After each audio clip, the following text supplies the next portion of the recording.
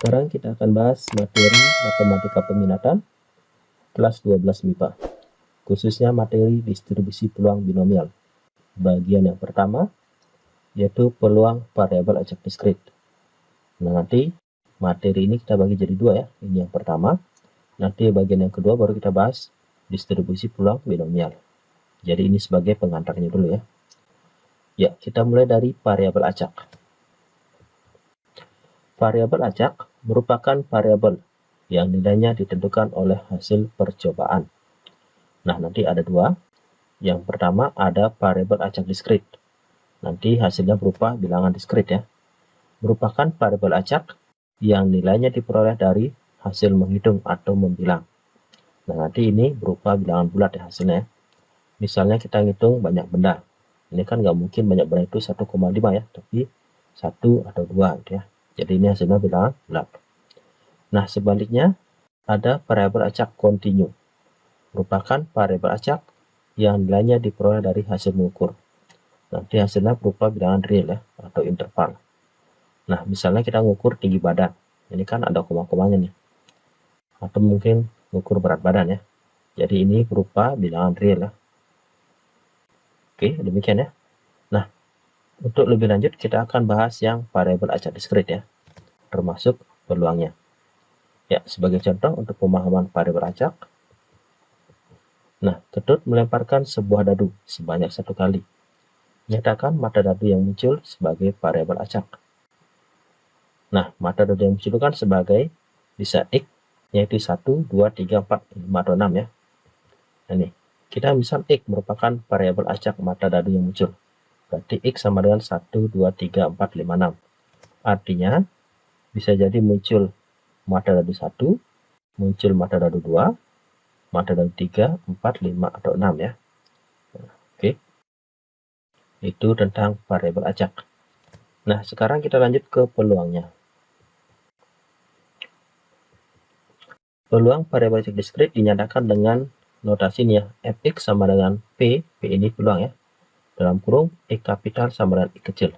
Nah, ini misalkan nih kalau F1 berarti P X sama dengan 1 ya.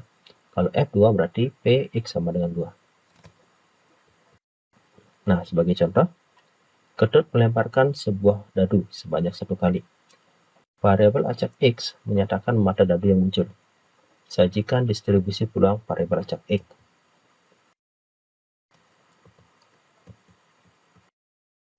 Nah, di sini karena dadu itu mata dadunya ada 6 ya.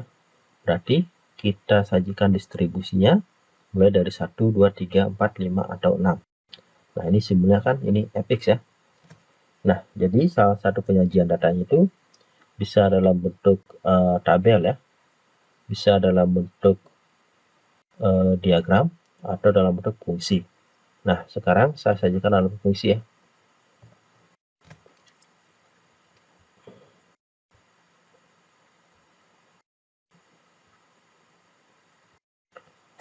Ya. Berarti ini kan fx ya. Nah, artinya begini. Fx ini saya nyatakan dalam bentuk fungsi ya. Ini akan sama dengan, nah, ini kan mata dadunya ini X sama dengan tadi ya, variabel acak adalah 1, 2, 3, 4, 5, 6. Nah, di mana masing-masing peluangnya ini akan sama dengan 1/6 ya. 1/6, 1/6, 1/6, 1/6, 1/6 ya. Nah, sehingga kalau dinyatakan dalam bentuk fungsi fx itu sama dengan 1/6 untuk X sama dengan 1. Kemudian 1/6 juga untuk X sama dengan 2. 1/6 juga untuk X sama dengan 3. 1/6 untuk X sama dengan 4. 1/6 untuk X sama dengan 5. Dan yang terakhir 1/6 untuk X sama dengan 6 ya. Nah, ini kalau dinyatakan dalam bentuk fungsi. Nanti kalau dinyatakan dalam bentuk tabel, ya, kita buat tabel 2 baris saja ya. Di sini menyatakan fx, atau boleh X ya, variabel acaknya. Di sini fx-nya ya, peluangnya.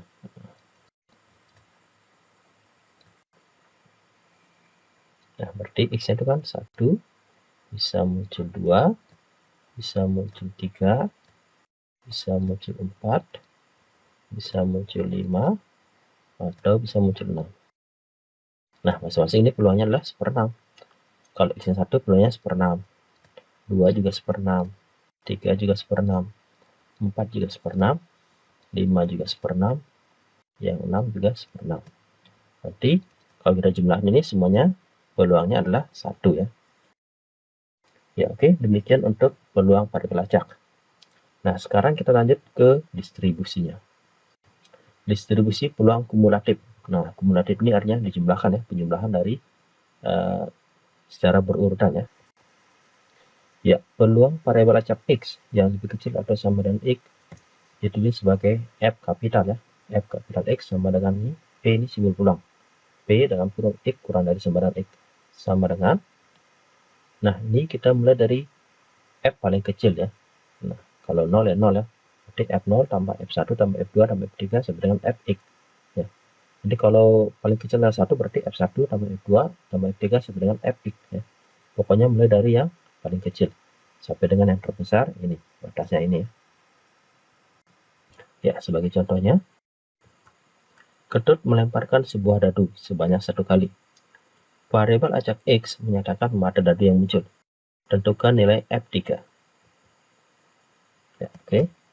Nah, F3 itu berarti jumlah dari F1, F2, dan F3. Ya. Nah, ini kan masing-masing peluangnya adalah 1/6 ya. Ini 1/6. Ini juga 1/6 ya tadi ya. 1/6 ya. Artinya muncul mata dadu 1 peluangnya 1/6. Mata dadu 2 juga 1/6.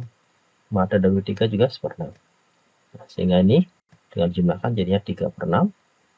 Nah, kalau disederhanakan sama dengan setengah. Ya. Nah, nanti kalau dibuat F6 ya. Nah, ini mungkin hasilnya 1.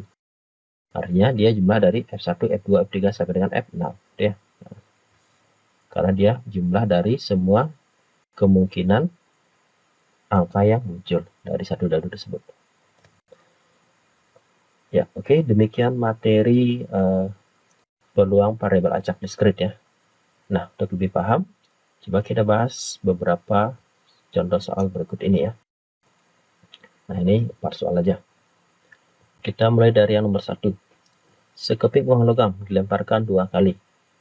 Variabel acak X menyatakan banyak sisi angka yang muncul. Tentukan distribusi peluang variabel acak X. Nah, oke, yang nomor 1 ini kita disuruh membuat distribusi peluangnya ya. Banyak sisi angka yang muncul. Nah, oke, berarti kan karena dia lemparan 2 kali, angka yang muncul itu bisa tidak ada sama sekali, berarti 0, bisa 1, bisa keduanya ya. Nah, misalkan X ini menyatakan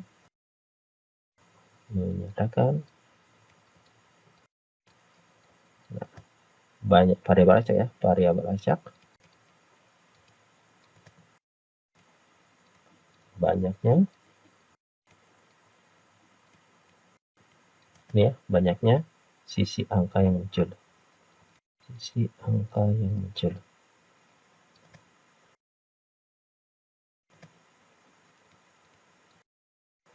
Nah, berarti X ini sama dengan angkanya itu nggak ada sama sekali, berarti 0 ya.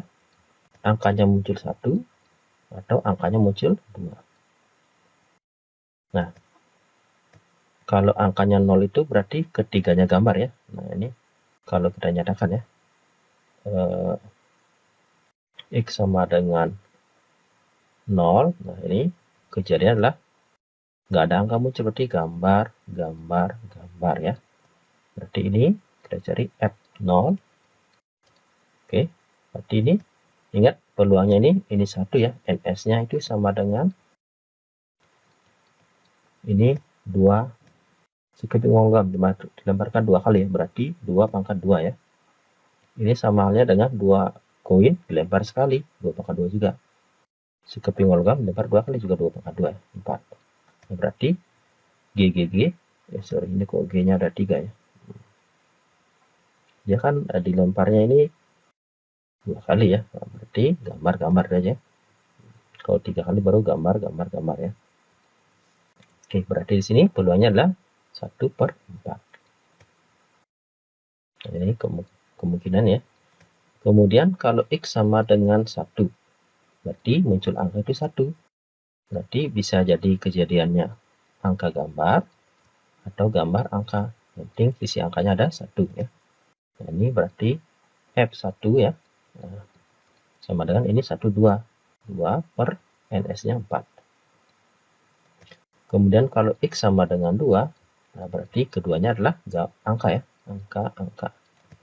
Oke, berarti ini peluangnya atau F2-nya sama dengan 1/4 juga. Nah, sehingga kalau kita nyatakan dalam bentuk distribusi ya. Nah, kalau dalam bentuk fungsi boleh Fx itu sama dengan 1/4 untuk X sama dengan 0. Kemudian, oke 2/4 ini kan sama dengan setengah ya. Berarti setengah untuk X sama dengan 1. Kemudian 1/4 lagi untuk X sama dengan 2. Oke, demikian ya. Atau kalau mau dijadikan dalam tabel juga boleh. Ini X, ini Fx ya, kayak tadi ya. Nah, tabelnya 2 baris ya. Untuk X dan Fx. Nah, ini kolomnya tergantung ininya. Banyak variabel acaknya. 1, 2, 3 ya. Berarti 1, X yang 0 boleh. 0, ada 1 dan 2. Ada sebanyak 3 ya. Oke, boleh juga seperti ini. Nah, ini kalau 0 dia nilainya 1/4. Ini setengah, ini 1/4. Sehingga kalau dijumlahkan ini hasilnya adalah 1 ya. Oke, demikian untuk nomor 1. Sekarang kita lanjut ke nomor 2. Ya, oke. Tadi ada sekitar lah. Ternyata nomor 1 dan itu sama. Sehingga kita hapus, jadikan 3 soal aja ya. Sekarang soal nomor 2. Sebuah kotak berisi 8 bola yang diberi nomor 1 sampai 8. Diambil 2 bola secara acak. Variabel acak X menyatakan jumlah nomor kedua bola yang muncul. Tentukan P X sama dengan 6 ya. Oke, itu nomor 2. Ya, ini sama seperti nomor 1 ya. Tentukan peluangnya. Nah, di sini untuk ini kan menyatakan jumlahnya, jumlah nomor. Oke, ini biar jumlahnya 6. Nah, kita harus daftar dulu anggotanya nih. Berarti di sini X-nya itu sama dengan variabel acak muncul jumlahnya biar 6 ya. Berarti kejadian di sini bisa 1 dengan 5 ya. Ini paling kecil ya, 1 dengan 5. Ya, karena ini nomor kerjanya adalah 1. Kemudian bisa jadi 2 dengan 4. Bisa jadi 3 dengan 3. Terus 4 dengan 2. Terus 5 dengan 1 ya. Oke. Nah, sekarang ini udah 6 ya. 1, jumlahnya 6. Berarti ini NA-nya ini adalah sebanyak 1, 2, 3, 4, 5 ya. Oke, 5 ya. Nah, sekarang kita cari NS-nya. Ini NA-nya sama dengan 5. NS-nya. Nah, di sini. Nah, dari 8 bola diambil 2. Oke. Dari 8 diambil 2 ya. Berarti termasuk kombinasi 8C2. Oke. Ini berarti 8 faktorial dibagi 8 kurang 2 adalah 6 kali 2 faktorial. Tinggal disetengahkan jadi 6 faktorial kali 7 kali 8 dibagi 6 faktorial kali 1 kali 2. Oke, tinggal dicoret ya. Sama.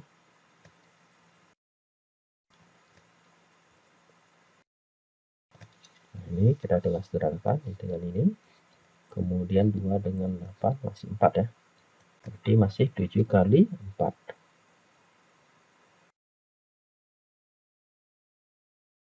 sehingga hasilnya 28 ya. Nah, sehingga peluang X sama dengan 6, nah, itu atau boleh F6 ya. Nah, F6 itu sama dengan NA per NS, berarti 5/28 ya. Nah, oke, demikian untuk nomor 2 ya. Kemudian untuk nomor 3 ini, Kedut melemparkan 3 buah koin sebanyak 1 kali. Variabel acak X menyatakan banyak sisi angka yang muncul. Nah, berarti kita tulis X ini, sisi angka muncul itu bisa jadi 0 ya, nggak ada yang muncul. Bisa jadi 1, bisa jadi 2, bisa jadi 3 ya. Karena dia lemparnya 3 kali. Nah, tapi yang ditanyakan ini cuma F2 aja. F2 itu ingat, itu sama dengan ini kumulatif ya, berarti F kecil 1, sorry, F0 dulu, F0 tambah F1 tambah F2 ya. Nah, sehingga di sini F0 itu artinya tidak ada angka yang muncul ya. Nah, ini nggak ada angka muncul, berarti ini GGG ya, berarti 1 per NS nya ya. NS karena 3 koin berarti 2 pangkat 3 ya, 8 ya. Berarti 1 per 8 ya. Kemudian F1 itu berarti 1 angka yang muncul. Nah, oke, kalau masih bingung bisa dibuat di sini. Kalau X sama dengan 0, nah ini kejadiannya kayak tadi ya. Berarti G ya. Nah, ini cuma 1 ya. Kemudian kalau X sama dengan 1, berarti ini angkanya 1. Jadi AGG atau GAG atau GGA ya. Nah, sehingga di sini ada 1, 2, 3. Berarti 3 per 8 ya. Kemudian kalau angkanya 2, X sama dengan 2, berarti kejadiannya bisa di AAG, AGA, atau GAA. Nah, ini juga ada sebanyak 3. Berarti 3 per 8. Sini totalnya 7 per 8 ya. Oke. Sehingga nanti lagi satu kejadian yang belum kita tuliskan, ketiganya angka ya. Itu AAA. Nah, sehingga totalnya ini 8 per 8 atau 1 ya. Ya, oke, demikianlah materi distribusi pulang binomial bagian yang pertama. Nah, untuk lebih memantapkan pemahaman adik, bisa dicoba soal latihan berikut ini. Caranya sama ya. Oke, tetap jaga kesehatan dan tetap semangat dalam belajar. Sampai ketemu lagi di video berikutnya. Salam.